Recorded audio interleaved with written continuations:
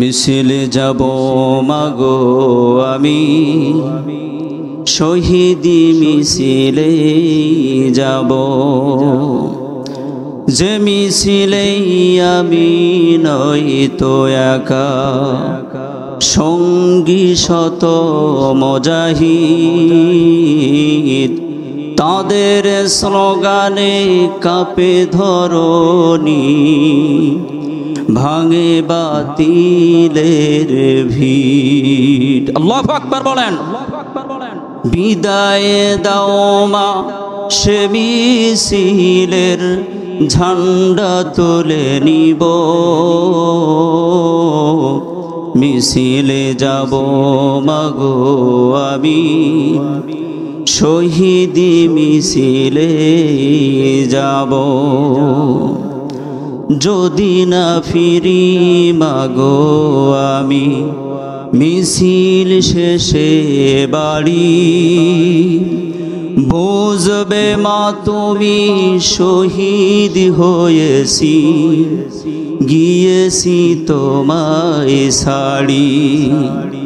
কেঁদো না মা তুমি ওগো আমার, জান্নাতে খবর।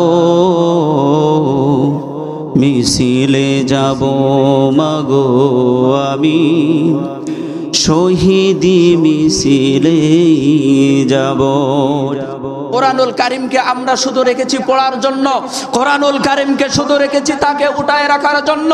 কিন্তু এই রাষ্ট্রে, এই সমাজে কোরআনের একটা আইন প্রতিষ্ঠিত করতে হবে, এই মানসিকতা কারোর ভিতরে এখনো জন্ম হয় নাই।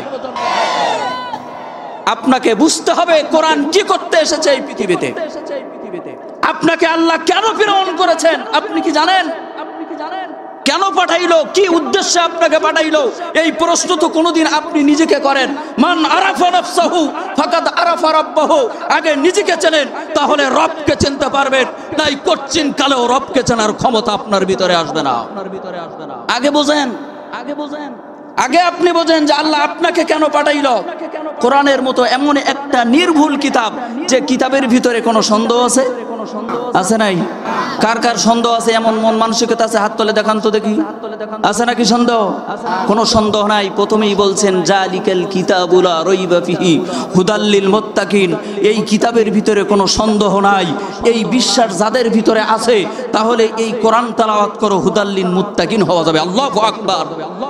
তাহলে এখনো এত সুন্দর একটা মজলিস এখানে পাওয়া যায়, আর আপনি বাড়ির ভিতরে ঘুমায় ঘুমাই এই মজলিসের বরকত নিবেন, এটা কি কখনো সম্ভব? বলেন সম্ভব? বাড়ির মধ্যে বসে কখনো বরকত যেমনি সম্ভব হবে না। আমি অনুরোধ করব, অনেক দেশ বরেণ্য ওলামায়ে কেরাম, বিশেষ করে আমার ভাই আসাদের সময় দেওয়া বড় কষ্টকর। আমি ওনার সাথে বাইরে প্রোগ্রাম করেছি।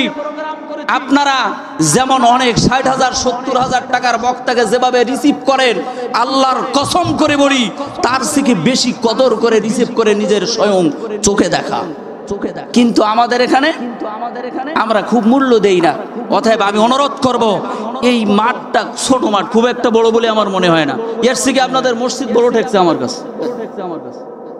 এই মাঠটা আপনারা টয় টুম্বরে পরিপূর্ণ করে দিবেন, ইনশাআল্লাহ ওয়াজ আজকে তাফসিরি হবে। আল্লাহু আকবার বলেন। আল্লাহ পাক রব্বুল আলামিন, আমরা যারা এখানে আগে ভাগে আসতে পেরেছি, এজন্য আমরা খুশি না বেজার? জোরে বলেন, খুশি না বেজার? খুশি যদি হই, শরীরের সবটুকু শক্তিকে একত্রিত করে, গলার কণ্ঠের আওয়াজটাকে উঁচু করে সেই রব্বে পাকের শুকরিয়া আদায় করি। সকলে বলুন আলহামদুলিল্লাহ। আর একটু চিৎকারে মারে বলেন আলহামদুলিল্লাহ। দুরূদ শরীফ পেশ করি সেই মানবতার মুক্তির দূত সাইয়্যিদুল মুরসালিন রাহমাতুল লিল আলামিন, উম্মতের কান্ডারি নবী, মায়াবী নবী, যে নবী উম্মতের জন্য জীবনের শেষ বিন্দু পর্যন্ত উম্মতের কথা ভুলে যান নাই, সেই নবীর উপরে দুরূদ শরীফ পেশ করি। সকলে বলুন সাল্লাল্লাহু। আমার ভাই মাওলানা জালালউদ্দিন সন্ধ্যাবেলায় মজলিসের বরকত নিয়ে কথা বলতেছিলেন না? বলতেছিলেন। মাহফিলে আমরা অনেকেই আসি, আসার পরে সামনের দিকে আগাই বসি না, কারণ যখন যেরকম সুযোগ হয় ওয়াজ ভালো না লাগলে চলে যেতে হবে তো, না কি বলেন? তো এই সুযোগটা রেখে বসে, এইরাম আছে না ভাই? এরাম আছে না নাই? এইরাম কিছু মানুষ দেখবেন সুযোগবাদী লোক আছে যারা একটু আগায় বসতে চায় না, কারণ বক্তার সামনেতে উঠতে একটু কেমন কেমন লাগে। ও তো সামনে বসার দরকার নেই, পিছন পিছন বসি, সেটাই ভালো। আল্লাহ পাক রব্বুল আলামিন কত সুন্দর করে দেখেন, বিশ্বনবী ওয়াজ করতেছেন মসজিদে নববীর ভিতরে, বলতেছে কাল কিয়ামতের ময়দানে হিসাব নিকাশের ফয়সালা হয়ে যাবে, জান্নাতি মানুষের একটা সিলেক্টেড বেরিয়ে আসবে, এইগুলো জান্নাতি মানুষ। ওই জান্নাতি মানুষের সামনে আল্লাহ পাক রব্বুল আলামিন একটা বক্তৃতা দিবেন। সুবহানাল্লাহ বলেন। কি দেবেন? একটা বক্তব্য দেবেন। কে দিবেন? আচ্ছা, আল্লাহর বক্তব্য শুনেছেন? কেডা কেডা হাত তুলেন তো দেখি। শুনছেন নাকি কেউ? ওই একজন হাত তুলি বলে শুনেছি। এমন ভাবে আল্লাহ পাক রব্বুল আলামিন তাদেরকে শিক্ষা দিয়ে দিয়েছেন, আর এই দেশের জনগণ চেয়েছিল তার পদত্যাগ। আল্লাহ পাক রব্বুল আলামিন বললেন আর রহমানু আলাল আরশি ইস্তাওয়া। আমি আল্লাহ আরশ থেকে যা দেখি তোমরা জমিনে বসে তা দেখতে পাও না। আমি দেখতেছি ওর পদত্যাগ নাই, ওকে দেশ ত্যাগ করতে আমি আল্লাহ বাধ্য করব। আছে না গেছে? জোরে বলেন, আছে না গেছে? বাধ্য করেছে কে? আমরা তো চেয়েছিলাম পদত্যাগ। কথা বলেন না কেন? আমরা কি চেয়েছিলাম? আল্লাহ বলছেন আর রহমানু আলাল আরশি ইস্তাওয়া। আমি আল্লাহ উপর থেকে যা দেখতে পাই, একটা ড্রোন ক্যামেরা দিয়ে যদি আপনি উপর থেকে এই মাহফিলটাকে দেখবেন তো একরকম দেখা যাবে, সরাসরি বসার পরে দেখবেন তো একরকম দেখা যাবে। আল্লাহ উপর থেকে বলতেছে বান্দারে তোরা দেখ, জমিনে বসে তোরা চাস পদত্যাগ। আমি আল্লাহ ও আমার আলেমদের উপরে এত পরিমাণ নির্যাতন করেছে, আমার কোরআনের ময়দানগুলোকে এত পরিমাণে খাস্তাহারি করেছে। আমি আল্লাহ তোরা যদি চাস পদত্যাগ, আমি আল্লাহ ওকে দেশ ত্যাগ করাই ছাড়ব। আল্লাহ দেখেন, আল্লাহ যা দেখে আপনি আর আমি তা কি দেখতে পাই? বলেন ভাই, এজন্য আপনাকে চিন্তা করতে হবে আল্লাহ আমাকে কেন পাঠাইলেন, আল্লাহ কোরআনটাকে কেন এই জমিনে পাঠাইলেন, তার কারণ কি, উদ্দেশ্য কি। আল্লাহ পাক রব্বুল আলামিন অসংখ্য মাখলুকাত এই পৃথিবীর বুকে সৃষ্টি করেছেন। অনেকেই বলছেন 18,000 মাখলুকাত। আমরা কোনো নির্দিষ্ট সংখ্যা বলতে চাই না, শুধু একটা কথা বলতে চাই, অসংখ্য অসংখ্য মাখলুকাত আল্লাহ পাক রব্বুল আলামিন এই পৃথিবীতে প্রেরণ করেছেন। এর প্রত্যেকটার বিষয়ে আল্লাহ পাক রব্বুল আলামিন এই পৃথিবীতে যা কিছু সৃষ্টি করেছেন এর পেছনে একটা উদ্দেশ্য আছে। আপনি বলবেন পিপিলিকা কেন বানাইলো, তার পেছনে কিন্তু একটা উদ্দেশ্য আছে। গরু কেন বানাইলো, ছাগল কেন বানাইলো, নদী নালা খাল বিল তরুলতা পাহাড় পর্বত কেন বানাইলো, প্রত্যেকটার পিছনে কিন্তু একটা উদ্দেশ্য রব্বে কারীম তৈরি করে দিয়েছেন। অতএব দেখেন, আপনাকে আল্লাহ পাঠাইলো মা খালাকতুল জিন্না ওয়াল ইনসা ইল্লা লিয়াবুদুন। আল্লাহ পাক রব্বুল আলামিন বললেন বান্দারা দেখ, আমি তো তোমাকে এই পৃথিবীর উপরে পাঠাইলাম ইল্লা লিয়াবুদুন, তুমি আমার ইবাদত করবা। কেন আমার ইবাদত করবা? আবার অন্য আয়াতে আল্লাহ পাক রব্বুল আলামিন কত সুন্দর করে বলছেন ইয়া আইয়ুহান নাসু উবুদু রাব্বাকুমুল্লাযী খালাকাকুম। আল্লাহু আকবার বলেন। আল্লাহ পাক রব্বুল আলামিন বললেন বান্দারে দেখ, আমি তোমাকে বানাইলাম, এই কারণে আমি তোমাকে সৃষ্টি করেছি, এজন্য তুমি আমার ইবাদত করবা। এইখানে আল্লাহ পাক রব্বুল আলামিন একটু খোটা দিয়েছেন। খোটা যেমন দেখেন, আমাদের এই দেশে যখন আয়লা আসলো অনেক মানুষের চাল দ্বারা উপকার করেছে, টাকা দ্বারা উপকার করেছে, নিজের বাসার ভিতরে থাকার জন্য জায়গা করে দিয়েছে। ওই ভাই যদি কোনোদিন কোনো ক্ষতি করে, ওই দিন ওই ভাই বলে ভাই রে দেখ, যেমন আয়লায় সব তোর ভেসে গিয়েছিল, তোর দাঁড়ানোর মতো জায়গা ছিল না, তোর কিন্তু আমার বাড়িতে আমি একটু থাকার ব্যবস্থা করে দিয়েছিলাম, এতটুকুর ওসিলা করে হলো আজকে তুই আমার বিভক্তে যাওয়াটা তোর ঠিক হয় না। কথা বলেন না কেন? খোটা দেশে ওই দিন যে তার বাড়িতে থাকতে দিল, ওই থাকার কারণে একটা খোটা তিনি দিয়া দিলেন, একটা খোটা। আল্লাহ পাক রব্বুল আলামিন বললেন ইয়া আইয়ুহান নাস, ও উবুদু, এ কারণে আমার ইবাদত করবা। খলাকাকুম, কারণ আমি আল্লাহ পাক রব্বুল আলামিন তোমাকে তৈরি করলাম, তোমাকে সৃষ্টি করলাম। দেখেন তো ভাই, আমরা কি কোনোদিন আল্লাহ পাক রব্বুল আলামিনের কাছে একটা দরখাস্ত পেশ করেছিলাম, আল্লাহ আমি দুনিয়ায় যাইতে চাই, অমুক গ্রামের বাসিন্দা হতে চাই, অমুক থানার অমুক ইউনিয়নের অমুক জেলার বাসিন্দা হইতে চাই, আল্লাহ এমন দরখাস্ত কি কোনোদিন আমরা কেউ করেছিলাম? জোরে বলেন। আল্লাহ ভালোবাসা মহব্বত কইরা আপনাকে সিলেক্ট করিয়া এই দুনিয়ার ভিতরে পাঠাই দিলেন। দেবার পরে বললেন, বান্দা তুমি আমার একটু ইবাদত করবা। এই পৃথিবীর ভিতরে বুনিয়াল ইসলাম ও আলা খামসিন, মুসলমানের ভিত্তি হলো 5টা। এই 5টার দ্বিতীয় নাম্বার স্তম্ভ হইল নামাজ। কি ভাই, জোরে বলেন। নামাজ। এখন আপনি দেখেন নামাজটা কেমন। আল্লাহ পাক রব্বুল আলামিন কেমন করে দেখেন, এই সমাজের ভিতরে বিশ্ব নবীর কাছে জিবরিল আলাইহিস সালাতু ওয়াস সালাম আসার মাধ্যমে প্রত্যেকটা আমলের বিধান জিবরাইল আলাইহিস সালাতু ওয়াস সালামের মাধ্যমে তার কাছে প্রেরণ করে দিয়েছে। জিবরিল আসছে, আসার পরে বলছেন, যান আপনার উম্মতের উপরে যাকাত ফরজের আয়াত দিয়া গেলাম। এরপরে আসছে, এসে বললেন, যান আপনার উম্মতের হজ ফরজ হয়েছে, এই নেন আয়াত দিয়া দিলাম। আপনার উম্মতের উপরে রোজাকে আমি আল্লাহ ফরজ করে দিয়েছি, এই নেন আয়াত আমি দিয়া দিলাম। জিবরাইলের মারফতে এক এক করে প্রত্যেকটা আমল আসছে। কিন্তু আমার আল্লাহ পাক রব্বুল আলামিন রজব মাসের মতন্তর আছে, বিভিন্ন 27 তারিখে আল্লাহ পাক রব্বুল আলামিন বিশ্ব নবীকে দাওয়াত করে তার বাড়িতে নিয়ে বসাইয়া এরপরে বললেন, জানরে হাবিব বন্ধু, আপনি আমার বাড়িতে আসছেন, আপনি আমাকে দেখলেন, আমার আরশ কুরসি দেখলেন, আপনি জান্নাত দেখেছেন, জাহান্নাম দেখেছেন, সব কিছু ঘুরে ঘুরে আপনি সুন্দর করে দেখেছেন। আপনার উম্মতের জন্য আমি আল্লাহ একটা হাদিয়া দিতে চাই, একটা তোহফা দিতে চাই, আপনি নেবেন নাকি? আমার নবী বলেন, আল্লাহ আমি তো চাই, আমি আপনার বাড়ি দেখলাম, আমি আপনাকে দেখলাম, আপনার আরশ কুরসির কলম সব দেখলাম, আমি তো চাই আমার উম্মতদেরকে একটু দেখা দিয়া দাও। আল্লাহ পাক রব্বুল আলামিন সাথে সাথে আমার নবীকে বলে দিলেন, যান আমি খুব ভালোবেসে দুনিয়ার ভিতরে যত আমল আমি দিয়েছি, জিবরাইলের মারফত আপনার কাছে গিয়ে বলেছেন, আজকে এমন একটা আমল আমি আপনার কাছে দিয়ে দিব, এইটার মধ্যে কেউ জিবরাইলও থাকবে না, কেউ থাকবে না, মিকাইল থাকবে না। আজকে সরাসরি আমি আল্লাহ বন্ধু আপনার কাছে দেব, আর আপনি আপনার উম্মতদের কাছে দেবেন। এই আমলটার নাম হইল নামাজ। আল্লাহু আকবার, জোরে বলেন আল্লাহু আকবার। এই জন্য যত প্রকারের আমল আছে, আপনি জিকির করবেন, আপনি সফর করবেন, আপনি কোরআন তেলাওয়াত করবেন, আপনি দান করবেন, সদকা করবেন, যাই করবেন না কেন, সবথেকে বড় মহব্বতের, সবথেকে বড় দামি ইবাদত হলো সিজদা। সুবহানাল্লাহ কোন?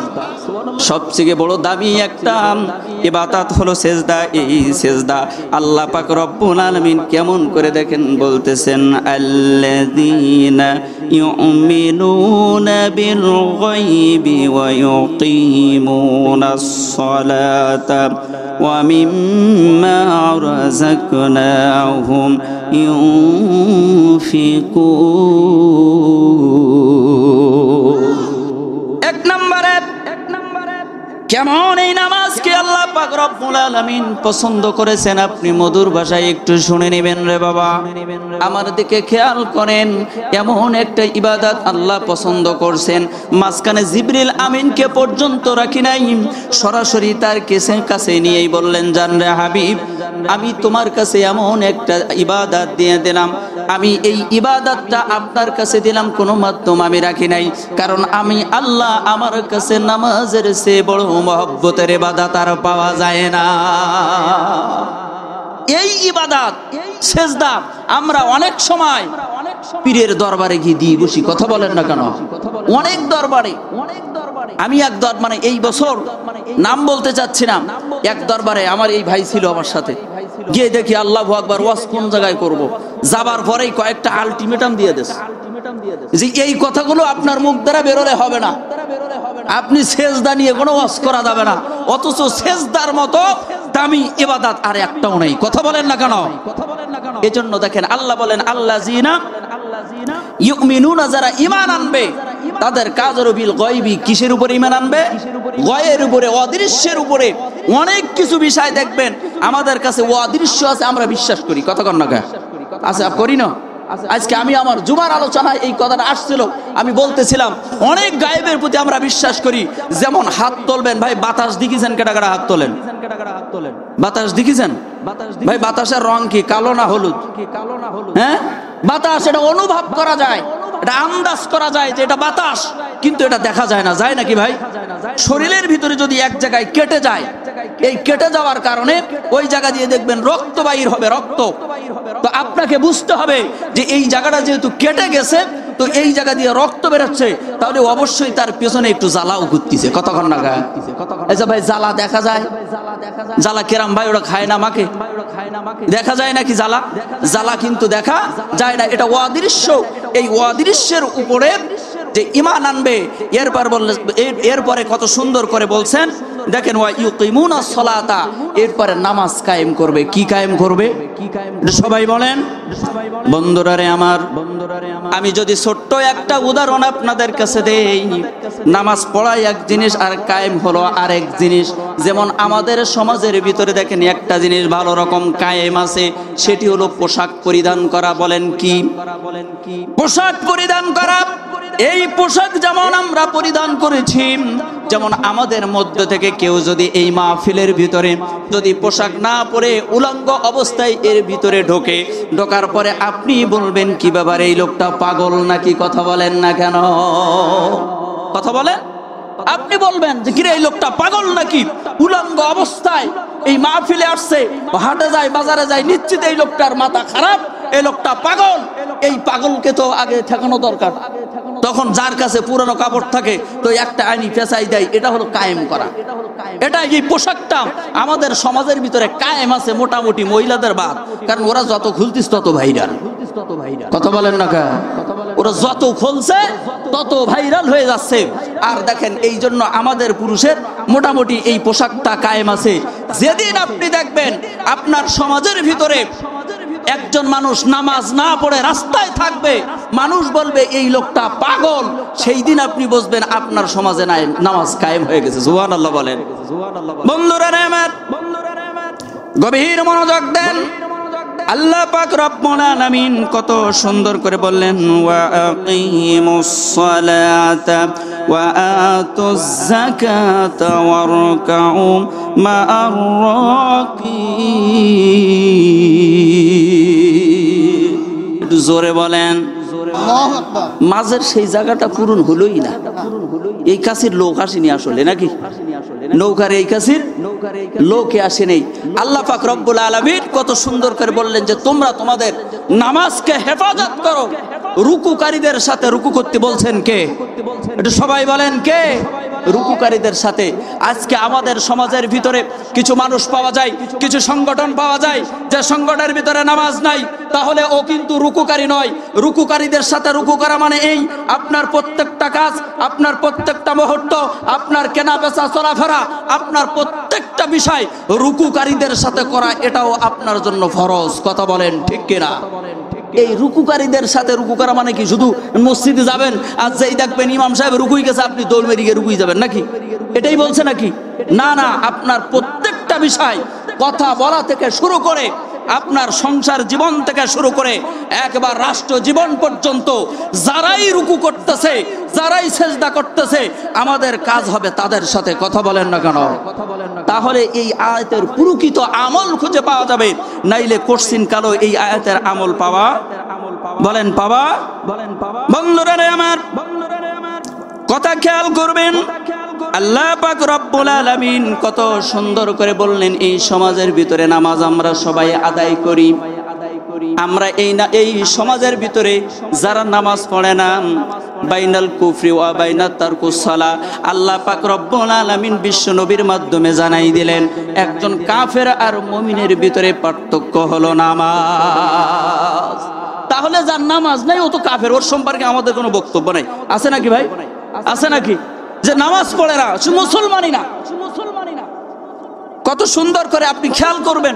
তাহলে যার ভিতরে নামাজ নাই, তার ভিতরে ইসলাম নাই, অতএব বেনামাজির সাথে চলা যাবে? তাহলে ওয়ারকাউ মা আর রাকিন হবে নাকি? তাহলে আপনি যে দোকানদার নামাজ পড়ে না, ওর দোকানের মাল খাবো না। বড্ড কিছু লোক আমার সমাজে পাওয়া যায়, বলে আপনি হুজুর মানুষ হয়ে হিন্দুর দোকানের মাল কিনতেছেন, তার কারণটা কি? এ ভাই, তুই যে বেনামাজির দোকানে মাল কিনলি, তো হিন্দু আর ওই বেনামাজি তুই একই। কথা বলেন না কেন? বাইনাল আবদি বাইনাল কুফরি তরকুস সালাহ। যার ভিতরে নামাজ নেই, শুধু কাফের, শুধু কুফরি করলো। তা আপনি ডাইরেক্টলি হিন্দুর দোকানটা বারো বাসলেন, বেনামাজির দোকানটা কেন বাসলেন না? আপনি দেখেন, যেমন বেনামাজির দোকানের মাল আপনার জন্য খাওয়া যাবে না, কারণ ও কিন্তু ওয়ারকাউ মা আর রাকিন হয় নাই। আপনি যার সাথে চলবেন, যার সাথে আপনার ব্যবসা বাণিজ্যের পার্টনারি করেছেন, ওর ভিতরে যদি ওয়ারকাউ মা আর রাকিন না থাকে, তাহলে ওর সাথে ও মিশবো না। এরপরে দেখেন, যার সাথে আপনি রাজনৈতিক পার্টনার বানিয়ে দিয়েছেন, যাকে আপনি নেতা হিসাবে গ্রহণ করে নিয়েছেন, ওর ভিতরে যদি ওয়ারকাউ মা আর রাকিন না থাকে, তাহলে ওর সাথেও আমরা কেউ থাকবো না। এই প্রতিজ্ঞা আমাদের করার দরকার আছে না? না, কথা খেয়াল করবেন। এখন আপনি আসেন, আমাদের সমাজের ভিতরে কয়েকজন নামাজি পাওয়া যায়। হাদিস শরীফের ভিতরে বিশ্বনবী এই নামাজিদেরকে 5টা ভাগে ভাগ করে দিয়েছেন, 5টা শ্রেণীর ভিতরে ভাগ করে দিয়েছেন। 5 শ্রেণীর নামাজি আমাদের সমাজের ভিতরে পাওয়া যায়। এই 5 শ্রেণীর একটু ছোট্ট আকারে ব্যাখ্যা দিতে চাই। রাজি আছেন নি সবাই? আছেন তো নাকি? কষ্ট হলে বলবেন, ছেড়ে দেবো। দেখেন কথা সুন্দর করে। 1 নম্বরে বিশ্বনবী সাল্লাল্লাহু আলাইহি ওয়াসাল্লাম বলছেন, 1 নম্বরে কিছু নামাজি আমাদের সমাজের ভিতরে পাওয়া যায়। এই 1 নম্বর হলো মুআকাজা, একটা হলো শাস্তিপ্রাপ্ত নামাজ। আমরা নামাজ আদায় করি, কিছু নামাজি আমাদের সমাজের ভিতরে পাওয়া যায়। দেখবেন দৌড় মেরে গিয়ে কাতারের ভিতরে গিয়ে শামিল হয়ে যাবে, হাফাইতে হাফাইতে নামাজের ভিতরে শামিল হয়ে যাবে।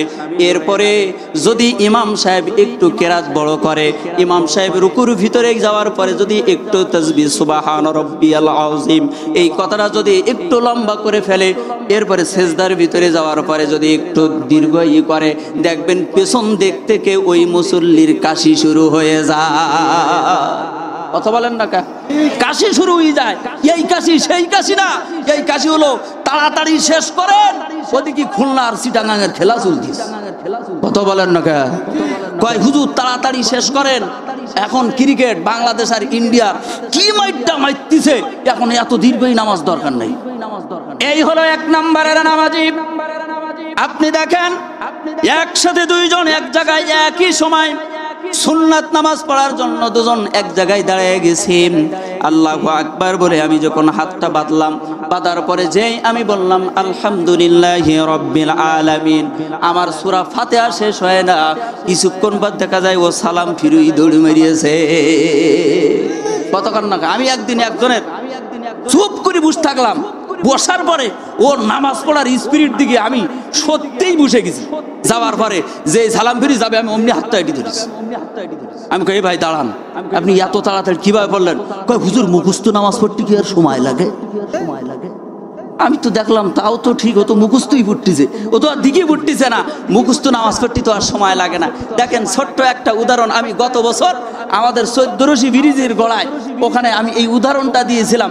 আমার এক দাদি আমারে বলতেছে, তুই সারা জায়গায় ওয়াজ করে বেড়াও, আমাকে একটু সূরা কিরাত শেখাতে পারো না? আমি বললাম তাও তো ঠিক। তো দাদি আসতে করে আমি বললাম, দাদি আপনি কি শিখতে চান বলেন? কয় দেখ আমার সূরা টুরা কেরাম হয় একটু দেখ দিন। আমাদের গ্রামের বাসা দাদিরা কি এরম ভাবে কথা বলে না? কথা বলেন না কেন? আমি যত বড় মাওলানা হাই, ওনার কাছে কি সম্মানই পাবো? দেবে নাকি? ভাই প্রধানমন্ত্রী হইল এদিকে এরম হবে না? বলছে আমি বসলাম, বসার পর আমি বললাম, দাদি আপনার কয়টা সূরা মুখস্থ? বলতে দেখ আমার 2 সূরা মুখস্থ। তা আমি বললাম 2টা সূরা, সুন্নাত নামাজে তো 4টা সূরা লাগে, ফরজে নাই আপনি 4 রাকাত বিশিষ্ট নামাজে প্রথম 2 রাকাতে 2টা সূরা মিলাই পড়লেন, এটা হবে, কিন্তু সুন্নাতে তো 4টা সূরা দরকার। জানেন তো আপনারা নাকি? কি জানেন তো নাকি? তাহলে আপনি এটা পারলেন কি করে? আমি বললাম দাদি তা 2 সূরাই আপনি কিভাবে পারলেন? আচ্ছা বলেন তো দেখি আপনার এই 2টা সূরা কোনটা কোনটা মুখস্থ? তো বলতেছি একটা আলাম তারা আর একটা কাইফা ফালা। এটা আলাম তারা আর একটা কি? আচ্ছা দেখেন দিন সারা জীবন যা সেজদা দেশে, ও সেজদা আল্লাহর দরবারে গিয়েছে? ওরে এই সমাজের মানুষ দলিলের নাম্বার পর্যন্ত মুখস্থ, পর্চা রেকর্ড পর্যন্ত সব মুখস্থ, আর নামাজের বেলায় গিয়ে আলাম তারা কাইফা ভালা আল্লাহ বলতেছে এদিকে তো দলিল মুখস্থ করে দেব। কতক্ষণ না কেন, কথা বলেন না কেন?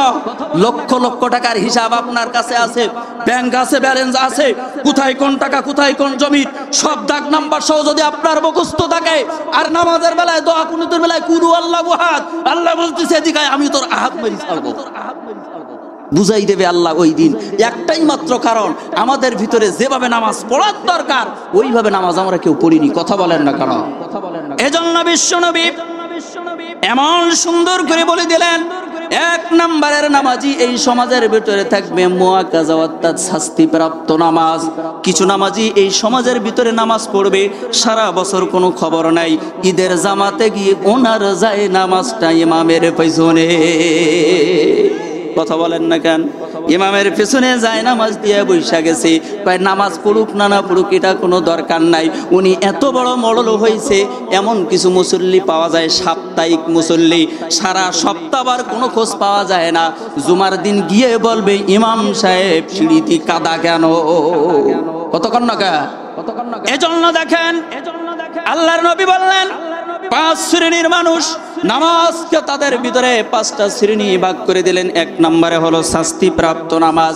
এরপরে কত সুন্দর করে বললেন 2 নম্বর হলো সালাতুল গাফিলিন, গাফেলপূর্ণ নামাজ, উদাসীন নামাজ থাকবে।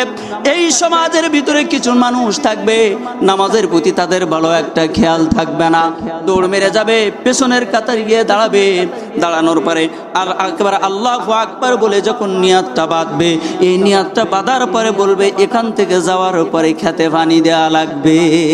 আছে না নাই? বলেন আছে না নাই? কয় দোকানের ভিতরে কি কি মাল নাই এইটার হিসাব নামাজের ভিতরে করে। অনেক উদাহরণ আমি আপনাদেরকে দিতে পারবো। এরপরে দেখেন এই গাফেল পূর্ণ নামাজ যারা আদায় করবে, এই গাফেল পূর্ণ নামাজের ভিতরে আরো আরেকটা বিষয় আছে, শয়তান ইবলিশও তাদের কাছে আসবে, আসার পরে বিভিন্ন পর্যায়ে অসওয়াসা দিতে থাকে। ওই অসওয়াসা পাইয়া নামাজের দিকে খেয়াল না দিয়া ওর যত হিসাব নিকাশ আছে এই হিসাব নিকাশ নামাজের ভিতরে আদায় করে। এই শ্রেণীর নামাজিরাই হইল ফাওয়াইলুল লিল মুসাল্লিন। এমন দেখেন এই গাফেল পূর্ণ নামাজ সময় কাটানোর জন্য আমি মুসলমান হিসেবে জন্মগ্রহণ করেছি।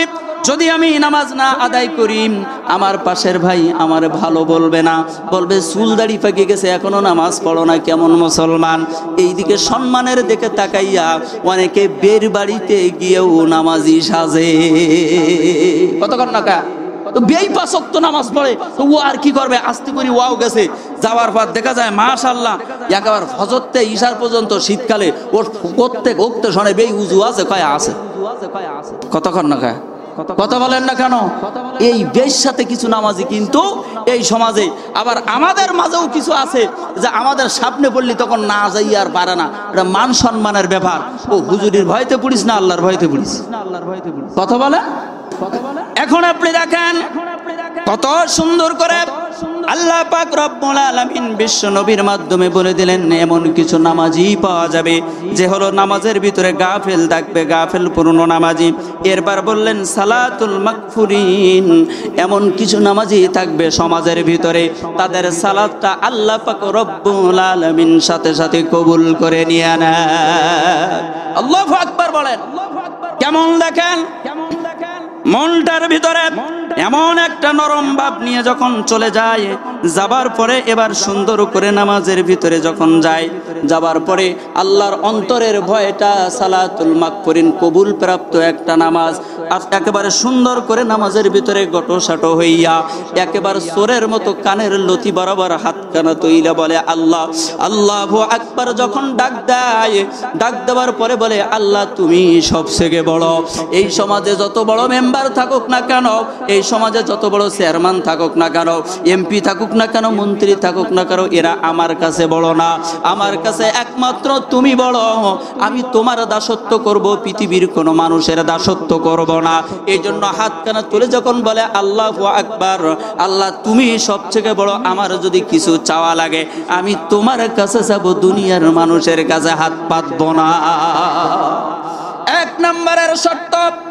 দুই নম্বরে যখন আবার হাতখানা তৈলা দিয়া একবার চোরের মতো হাতখানা বাঁধে, এবার বলে বলেন সবাই আমার সাথে, আলহামদুলিল্লাহি রাব্বিল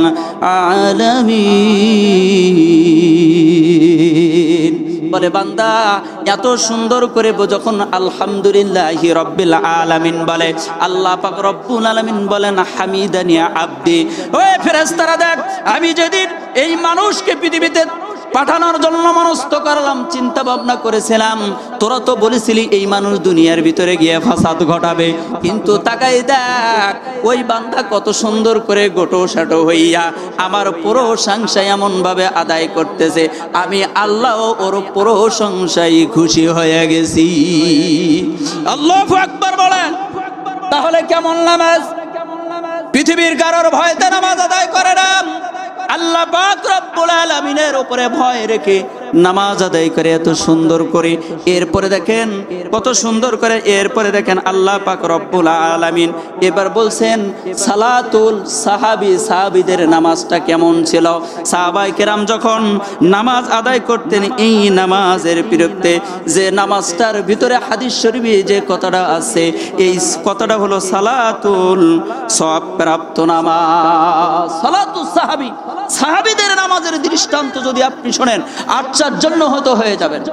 বন্ধুরা আমার, হযরতে আবু বকর এবং হযরতে ওমর রাত্রির ভিতরে নামাজের ভিতরে দুইজন দাঁড়ায় গেছেন।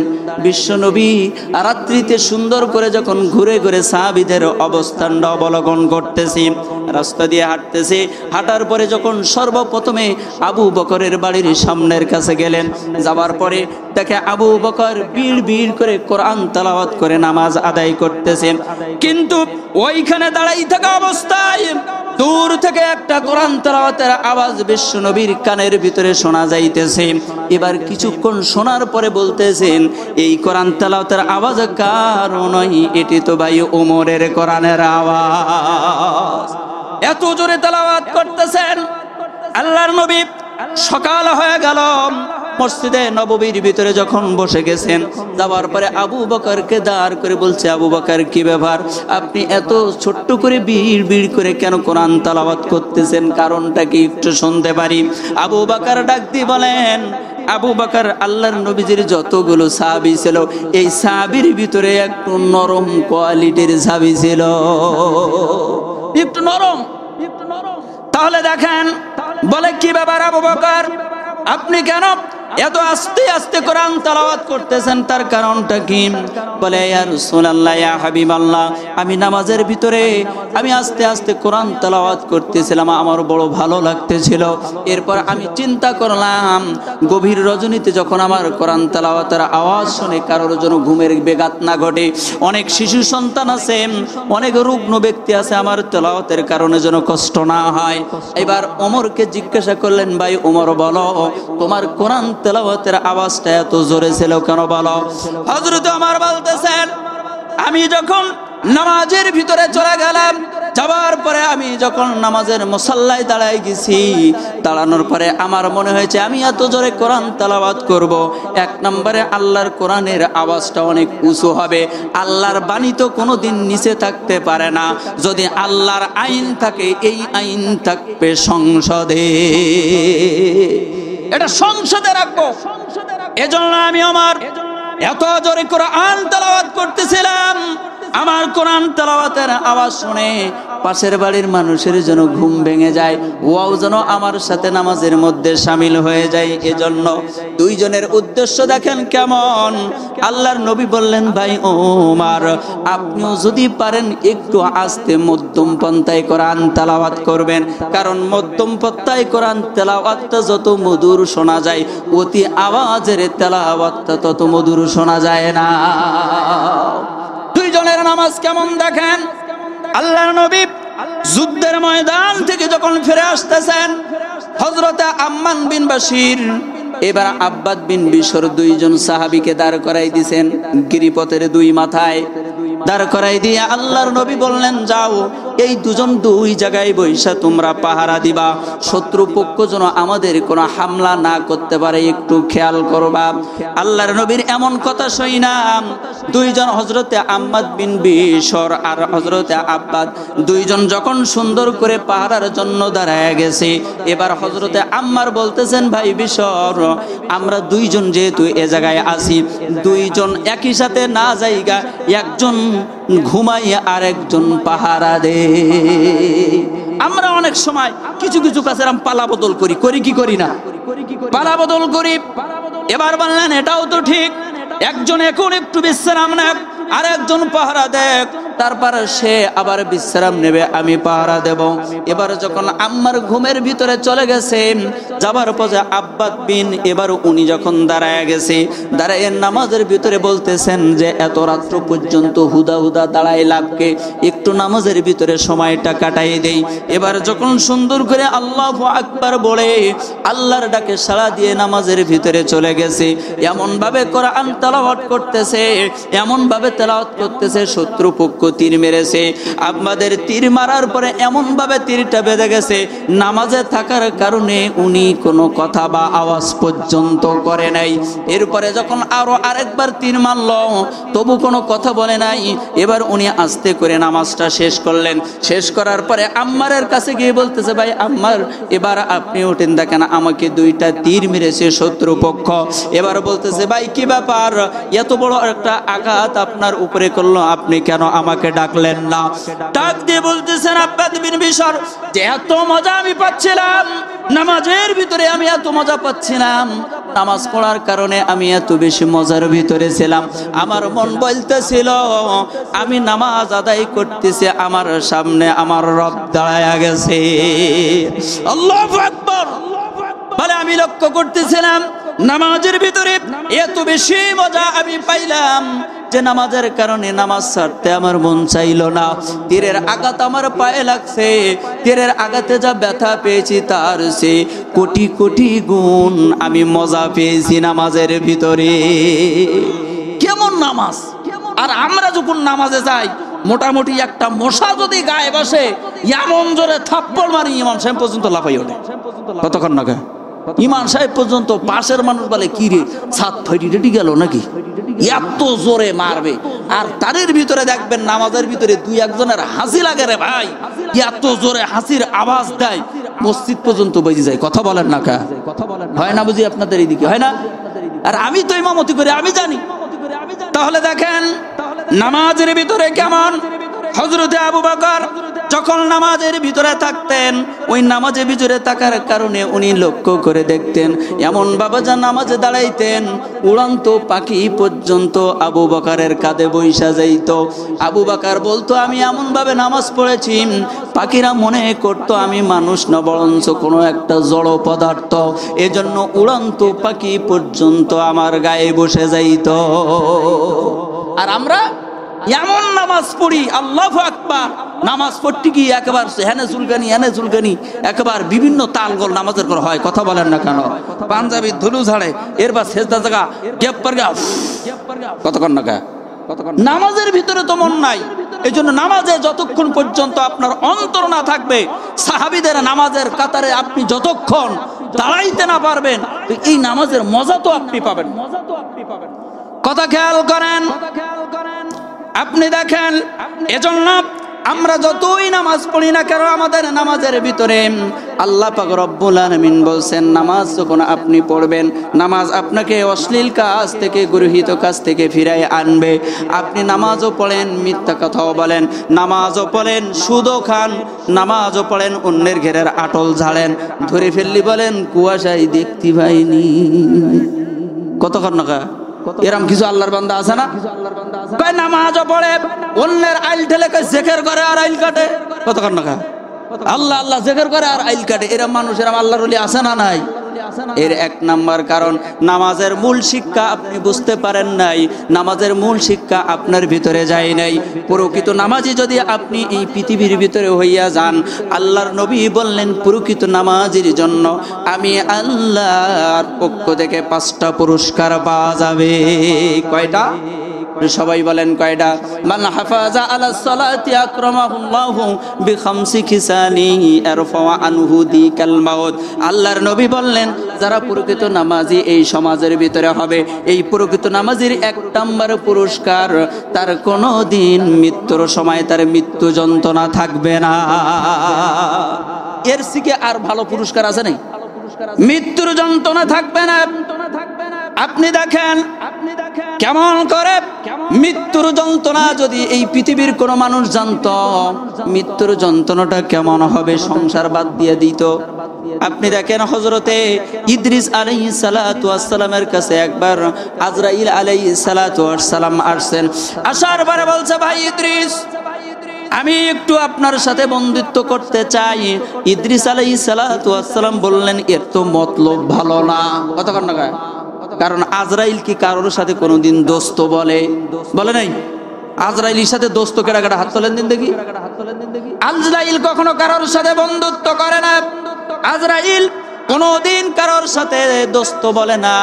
আজকে কি ব্যাপার? আজরাইল আমার কাছে আসছে, আসার পরে বলছে, ভাই আপনার সাথে একটু বন্ধুত্ব করতে চাই। ইদ্রিস আলাইহিস সালাতু ওয়াস সালাম বললেন, আপনি যেহেতু আসছেন আমার কাছে, আমার 3টা শর্ত আছে। এই 3টা শর্ত যদি আপনি মানতে পারেন তাহলে আপনার সাথে আমি বন্ধুত্ব করতে রাজি। বলেন তো দেখি আপনার 3টা শর্ত কি? 1 নম্বর শর্ত হলো তুমি আমার জানটাকে কবজ করবা, এরপর আমার দেহের ভিতরে আবার জানটা দিয়ে দিবা। 2 নম্বর শর্ত হলো আপনি আমাকে জাহান্নামটা সুন্দর করে ঘুরাই দেখাইবেন। বলে 3 নম্বর শর্ত হলো আমাকে শেষবারের মতো জান্নাতটাকে ঘুরাই দেখাবেন। এই 3টা শর্ত আমি ইদ্রিস আলাইহিস সালাতু ওয়াস সালাম আপনার সাথে বন্ধুত্ব করব। এবার দেখেন আজরাইল আলাইহিস সালাতু ওয়াস সালাম ওখান থেকে উঠে গিয়ে এবার রব্বে কারীম আল্লাহ পাক রব্বুল আলামিনের কাছে বলছে, আল্লাহ আমি আপনার একজন পয়গম্বরের সাথে বন্ধুত্ব করতে চাইলাম, আর আমাকে 3টা শর্ত দিয়েছে। আল্লাহ আপনি আমারে একটু অনুমতি দিয়ে দেন, এই 3টা শর্তের বিনিময়ে আপনার একজন পয়গম্বরের সাথে একটু বন্ধুত্ব করি। আল্লাহু আকবার। এবার যখন আজরাইল আলাইহিস সালাতু ওয়াস সালাম সুন্দর করে যখন চলে আসলেন, আসার পরে এবার এক এক করে বলতেছেন, ভাই আসেন দেখি এবার 2 জনের ভিতরে একটা বন্ধুত্ব হয়ে যাবে। কি এমন বন্ধুত্ব? এই বন্ধুত্বের ভিতরে দেখেন কত সুন্দর করে বললেন, যান আপনার 3টা শর্ত সবটাই আমি মেনে নিলাম। বলেন ইদ্রিস আলাইহিস সালাতু ওয়াস সালাম এবার বলতেছেন, ভাই আজরাইল আপনি আমার জানটাকে কবজ করেন। জানটা সুন্দর করে কবজ করেছেন, করার পরে কিছুক্ষণ পর আবার যখন জানটা ফিরাই দিয়েছে, দেবার পর বলতেছেন, ভাই আজরাইল আপনি সত্য করে বলবেন, আপনি কি আমার সাথে বন্ধুত্ব করতে এসেছেন নাকি শত্রুতা করতে এসেছেন? বলে না না না, আমি তো আপনার সাথে বন্ধুত্ব করতে এসেছি। বলে যদি বন্ধুত্ব করতে এসেই থাকো তাহলে এত কষ্ট দিয়ে কেন তুমি আমার জানটা কবজ করলা? আজরাইল আলাইহিস সালাতু ওয়াস সালাম ডাক দিয়ে বলতেছে, ভাই ইদ্রিস বিশ্বাস করেন আমি এত সহজভাবে এত সুন্দরভাবে আমি যেহেতু আপনার সাথে বন্ধুত্ব করব, আমি এত সুন্দরভাবে আপনার জানটা কবজ করলাম যে আমি ইতিপূর্বে এত সুন্দর করে জান কবজ করি নাই। তবে বলেন তো দেখি আপনি কেমন কষ্ট পেয়েছেন? ইদ্রিস আলাইহিস সালাতু ওয়াস সালাম বলতেছেন, ভাই আমি এতটা মনে করলাম একটা জীবিত প্রাণীর শরীর থেকে যদি তার চামড়াটা ছেলা হয়, ছেলার পরে যে কষ্ট অনুভব হবে এর চেয়ে বেশি কষ্ট আমি ইদ্রিস আমি পেয়েছি। আল্লাহু আকবার। তাহলে মৃত্যুর যন্ত্রণা কঠিন হবে না সহজ? আল্লাহ পাক রব্বুল আলামিন বিশ্ব নবীর মাধ্যমে বলে দিলেন এই মৃত্যু হবে সহজ। মান হাফাজা আলা সালাতি আকরামাহুল্লাহু বিখামসি কিসাল ইয়ারফা আনহু দিকাল মাউতিম। এত সুন্দর করে বলে দিলেন মৃত্যু হবে, তার মৃত্যুর সময় কোনো আযাব থাকবে না। শুধুমাত্র নামাজের ভিতরে যদি তার মনোযোগটা থাকে, নামাজটা যদি সমাজে কায়েম করে, ওয়ারকাউ মা'আর রাকিনের সাথে যদি তার জীবনটা চলে, তাহলে কত সুন্দর করে মৃত্যুর যন্ত্রণা তার আর থাকবে না। আল্লাহ বলেন সবাই, আল্লাহ আল্লাহ বলতে বলতে মরণ যেন হয় আমাদের। বলেন সবাই, আল্লাহ আল্লাহ বলতে বলতে মরণ যেন হয়। মরণ কালে জবানে যেন, মরণ কালে জবানে যেন কালিমা নসিব হয়। আল্লাহ আল্লাহ বলতে বলতে মরণ যেন হয়। সবাই বলেন, আল্লাহ আল্লাহ আল্লাহ মরণ যেন হয়। কবর হলো এমন বাড়ি যে বাড়ির নাই ঠিকানা, এমন অন্ধকার ঘর যে ঘরের নাই বিছানা, যে ঘরের নাই বিছানা। ঈমান আমল নিয়ে মরলে কবর, ঈমান আমল নিয়ে মরলে কবর, কোরআন হাদিসের আমলে কবর আলোকিত হয়। আল্লাহ আল্লাহ বলতে বলতে মরণ যেন হয় আমাদের। আল্লাহ আল্লাহ আল্লাহ বলতে বলতে মরণ যেন হয়। মুনকার নকিরের তিনটি প্রশ্নের জবাব সঠিক হলে কবর থেকে জান্নাত অবধি দরজা যাবে খুলে। আল্লাহু আকবার। মুনকার নকিরের তিনটি প্রশ্নের জবাব সঠিক হলে কবর থেকে জান্নাত অবধি দরজা যাবে খুলে। রোজ হাসরের কঠিন দিনে, রোজ হাসরের কঠিন দিনে নেই কোনো ভয়। আল্লাহ আল্লাহ বলতে বলতে মরণ যেন হয় আমাদের। আল্লাহ আল্লাহ বলতে বলতে মরণ যেন হয়। বলেন সবাই, আল্লাহ আল্লাহ আল্লাহ। কষ্ট হচ্ছে, কষ্ট হচ্ছে, রেখে দেব না বাকি চারটি বলবো? বলবো নাকি? বন্ধুরা আমার কত সুন্দর করে বললেন, মান হাফাজা আলা সালাতি আকরামাহুল্লাহু বিখামসি কিসাল ইয়ারফাউ আনহু দিকাল মাউত ওয়া আযাবাল কবর। দুনিয়ার বুকে যারা নামাজকে হেফাজত করবেন, 2 নম্বর পুরস্কার আল্লাহ পাক রব্বুল আলামিন বিশ্ব নবীর মাধ্যমে জানাই দিলেন, ওই লোকটার কবরে আযাব হবে না। বলেন তো কবর জায়গাটা কঠিন না সহজ? এর জোরে বলেন। এমন একটা ঘর আল্লাহ পাক রব্বুল আলামিন আপনার জন্য আমার জন্য বানাই দিয়েছেন। জান্নাত তোমার আসল বাড়ি, রাখিও স্মরণ, মৃত্যু নামের দরজা দিয়া সে তাই করিবে গমন। আল্লাহু আকবার বলেন। এই কবরের আযাব এত পরিমাণ কঠিন হবে, দুনিয়ার ভিতরে কষ্টে থাকবেন, তারপরও আপনার পাশে কাউকে না কাউকে পাওয়া যাবে। কিন্তু কবর এমন একটা জায়গা, কোনো সঙ্গী নাই, সাথী নাই। ডান দিকে তাকাবেন মাটি পাওয়া যাবে, বাম দিকে তাকাবেন মাটি পাওয়া যাবে, নিচের দিকে দামি কার্পেট থাকবে না, পালঙ্ক থাকবে না, কিছুই পাওয়া যাবে না। আপনার ওই জায়গায় একা একা থাকতে হবে। এবং কবরের ভিতরে হাদিস শরীফের ভিতরে আসছে, এত পরিমাণ কবরের আযাবটা কঠিন হবে যে এক পাশের মাটি আরেক পাশের মাটি এমন ভাবে চাপ দিয়ে দেবে যে আপনার শরীরের এক পাজরের হাড় আরেক পাজরের ভিতরে ঢুকে যাবে। আল্লাহু আকবার। এত বড় একটা কঠিন জায়গা, এই জায়গার ভিতরে আল্লাহ পাক রব্বুল আলামিন নবীর মাধ্যমে বলে দিলেন 5টা পুরস্কার আমি দিব। 2 নাম্বার পুরস্কার, আমি যারা নামাজি হবে, পুরস্কার নামাজি যারা হবে কবরের আযাব থাকবে না, আর নামাজি হইবা না তো কবরের ভিতরে তোমার সাথে কেউ খাতির করবে না। 3 নাম্বার দেখেন আল্লাহ পাক রব্বুল আলামিন বিশ্ব নবীর মাধ্যমে জানাই দিলেন ওয়ায়াতাবিহিল্লাহি ওয়ায়াবিনিহি, কত সুন্দর করে বললেন কাল হাসরের ময়দানে আপনার আমল নামাটা আপনার ডান হাতের ভিতরে দিয়ে দিবেন কে? ডান হাতের ভিতরে আপনার আমল নামাটা যখন চলে আসবে, ডান হাত নিয়ে যখন আপনি সুন্দর করে ঘোরাফেরা করবেন, যেমন দেখবেন আর্মির পোশাক পরিধান করা কোনো মানুষ, আর্মি যদি আমাদের এই দিক দিয়ে আসে, ওনাকে দেখলে বলেন তো একটা আলাদা সম্মান পায় কি পায় না? পায় না? পুলিশের পোশাক পরে যদি আসে সবাইকে একটু সালাম দেয়, স্যার আসসালামু আলাইকুম। আর্মি বিডিআর যত বাহিনী আছে সকলকে দেখার পরে বলে স্যার আসসালামু আলাইকুম, আলাদা সম্মান পাওয়া যায়।